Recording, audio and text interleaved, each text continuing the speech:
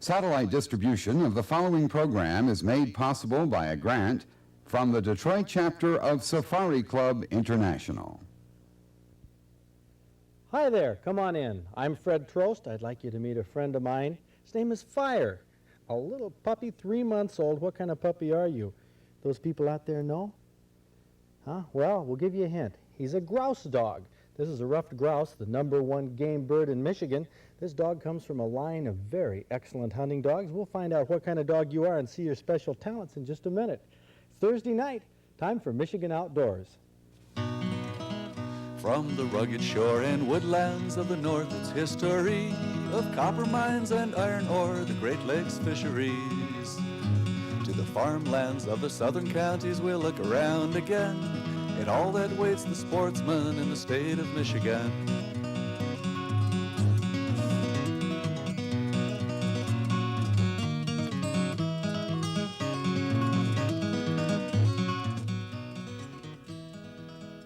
Well, Fire, if you could talk, you could tell these people what kind of dog you are, but let's talk to your owner, Scott Chafee from Clare.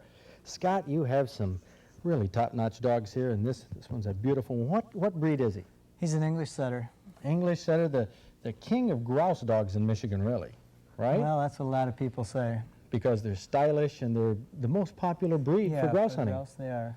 Okay, well, this dog here is not your run-of-the-mill ordinary hunting dog. This was the Michigan Derby Grouse Dog of the Year. Yes. And Puppy of the Year before that. Now, what does that mean? Does this mean that he is the top hunting dog in the state? What it actually means, he's compiled up the most points in grouse trials in each of the years to win that top honor. Now, a grouse trial, as I understand it, is different than a field trial.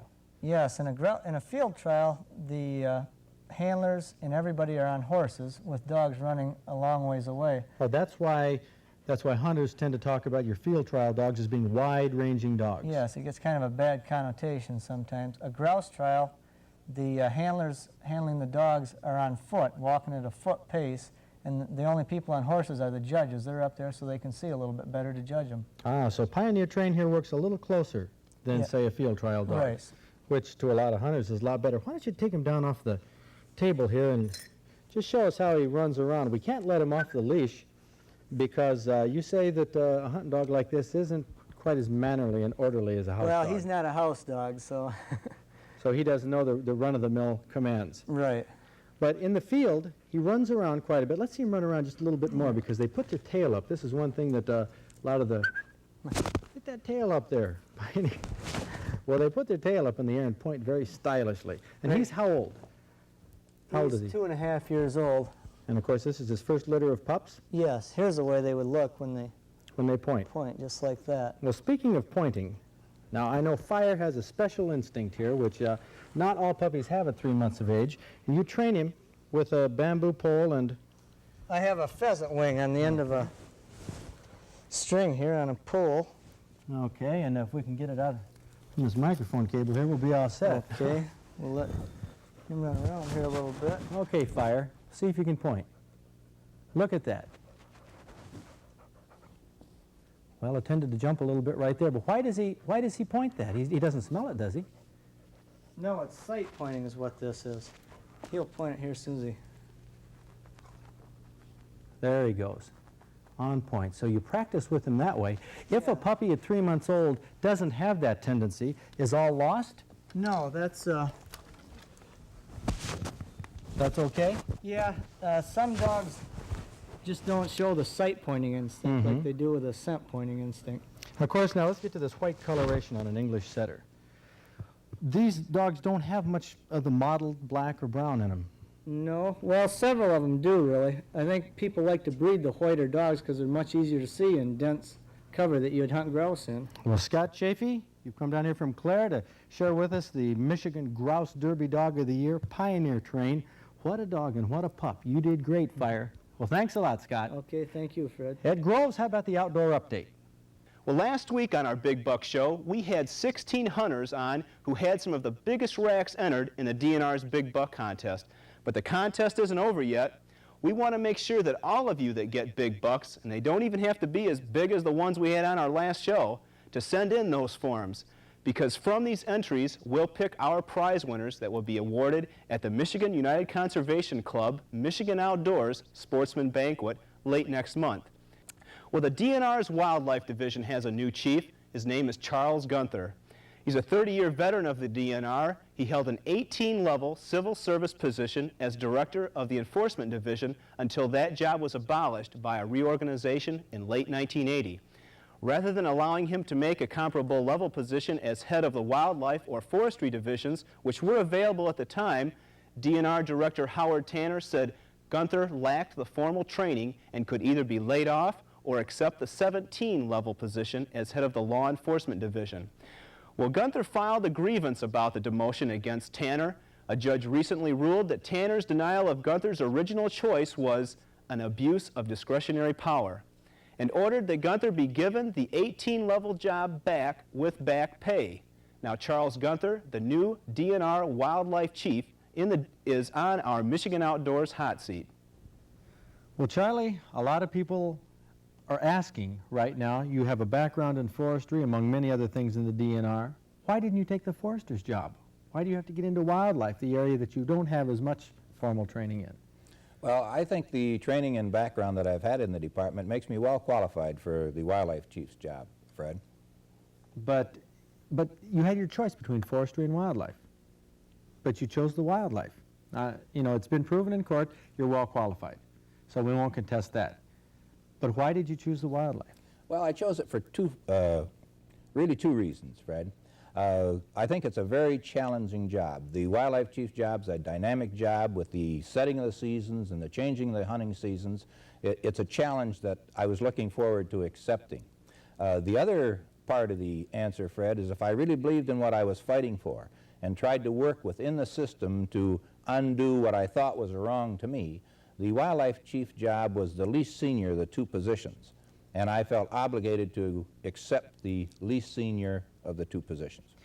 The Wildlife Division has been criticized for not being too innovative in Michigan. You say it's exciting with the setting of the seasons, but they're the same old seasons every year, November 15th, November 30th, October 20th.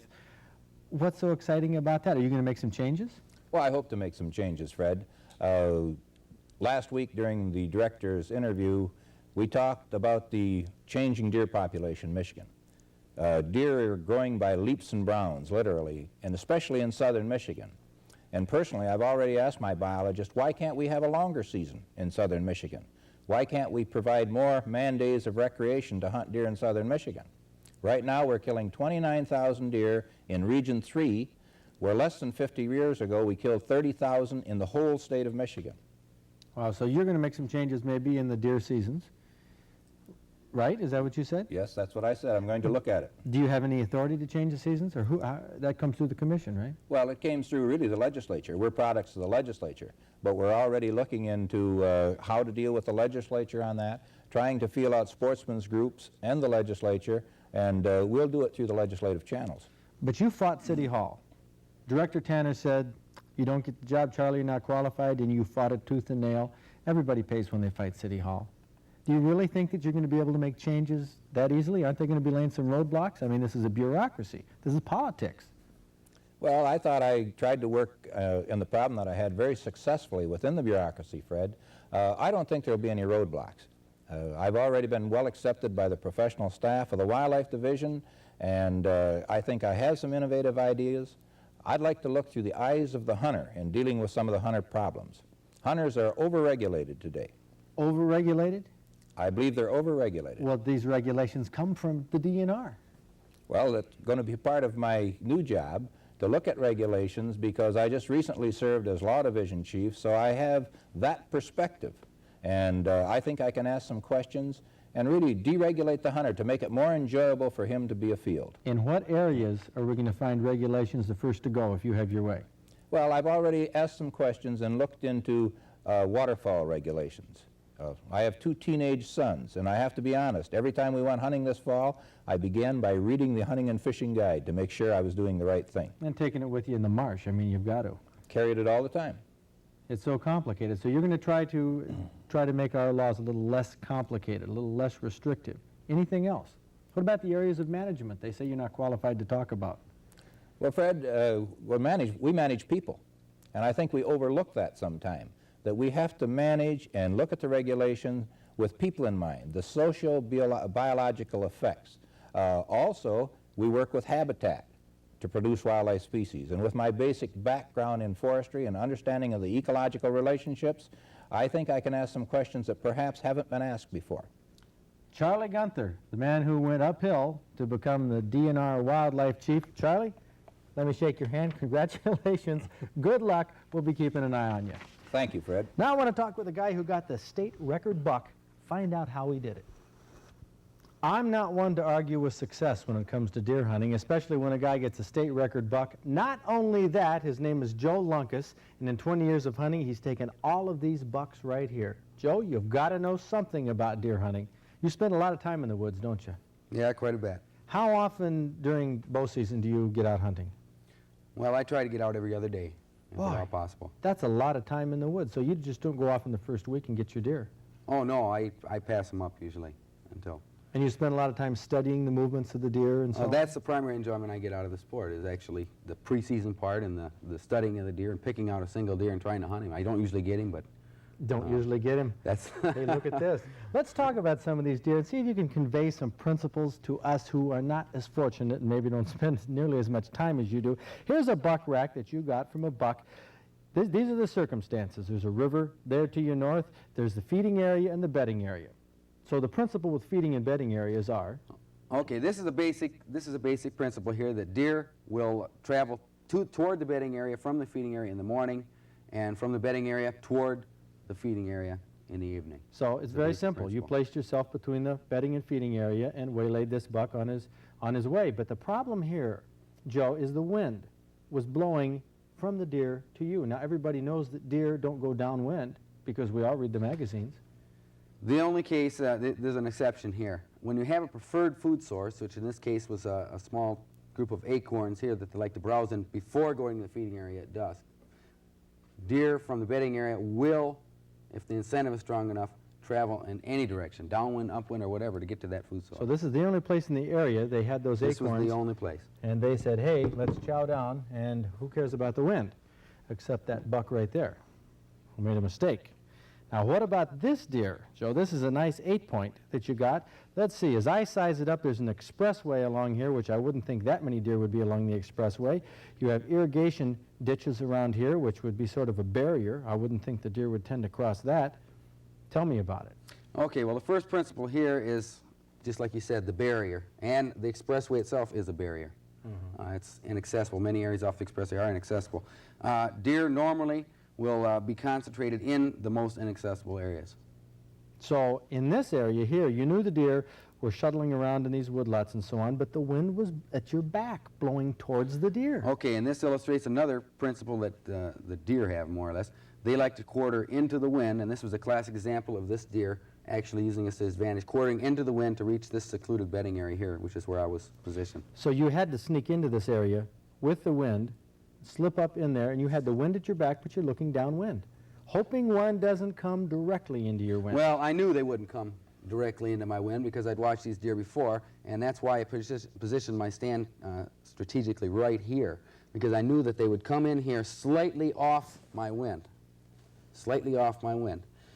come into the bedding area here to the beds, and this is where I was at, and I took him when he came in. Well, you have to make a lot of mistakes in order to learn that, right? You make a lot of mistakes, but you learn from them. You spook the deer quite a bit, but you figure out how they act. Now, what about this deer, the second largest one that you've taken? Obviously, people are going to say deer aren't going to cross the river, but it looks like this buck did. Okay, in this case, this was a December buck here. They were using this bedding area and yarding area on the other side of another barrier, a river, that sort of secluded this from other hunters or any kind of intrusion from any source. And they will, without hesitation, cross water and use water for security.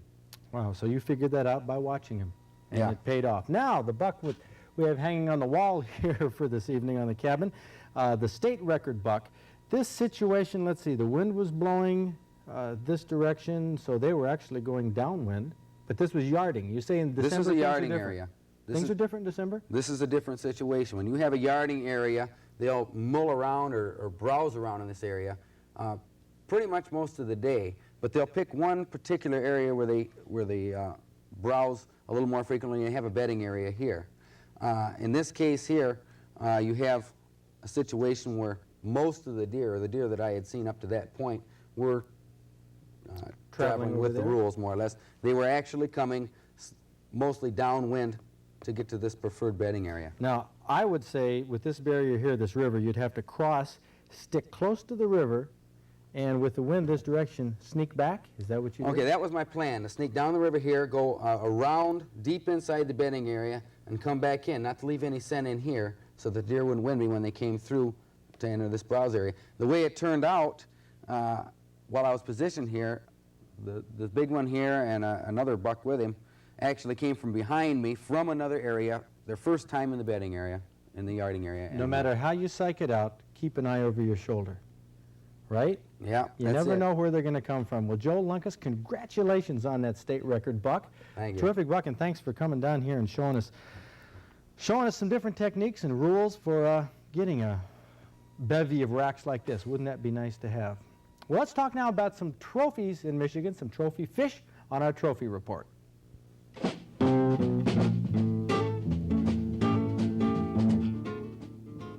A menominee is a small species of whitefish which comes near shore to spawn in the fall along Lakes Michigan and Superior especially.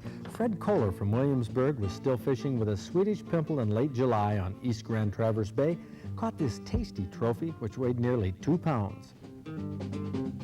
A little over 2 pounds is this trophy panfish, a white crappie, caught by Mark Parent from Oscoda. He was casting a Mr. Twister in the Au Sable just after dark in late July. Don Rugg from Westland was fishing in Alger County. His master angler application shows Echo Lake, which is on Grand Island, a private island off the Pictured Rocks National Lakeshore, as his fishing hole. He had a beautiful setting to catch this nearly 6-pound smallmouth bass on a minnow while still fishing. Dale Ely of Ypsilanti was one of the few anglers who was out on the 4th of October, but with Traverse City in the background, he boated this beautiful 14-pound, 5-ounce brown trout. He caught it on a Rapala while trolling. This fish was undoubtedly one planted years ago by the DNR in Grand Traverse Bay. Van Etten Lake near Oscoda has a great population of perch, and the DNR has been planting walleye there in recent years, but this 9.5-pounder is an old boy that made many a meal out of those perch until Dean Redwood fooled it with a crawler harness last May. We have some big walleye in Michigan, but not as big as our Chinook salmon. Now, I don't know why the girls get all the luck, but they seem to catch the biggest fish. Kathy Bush from Lake Orion has her hands full with a 32-pound king salmon she caught on a Northport nailer off Leelanau County in Lake Michigan the 3rd week in August. Congratulations, Kathy. You caught the Michigan Outdoors Trophy of the Week. See you right here next week on Michigan Outdoors.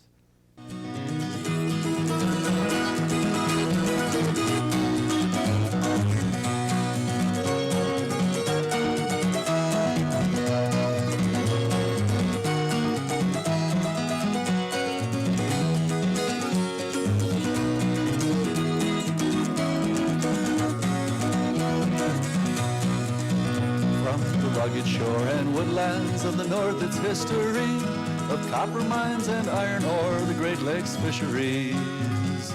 To the farmlands of the southern counties we'll look around again, and all that waits the sportsman in the state of Michigan.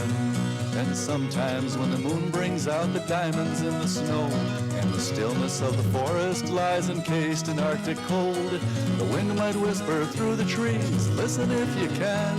It tells you of the beauty in the state of Michigan.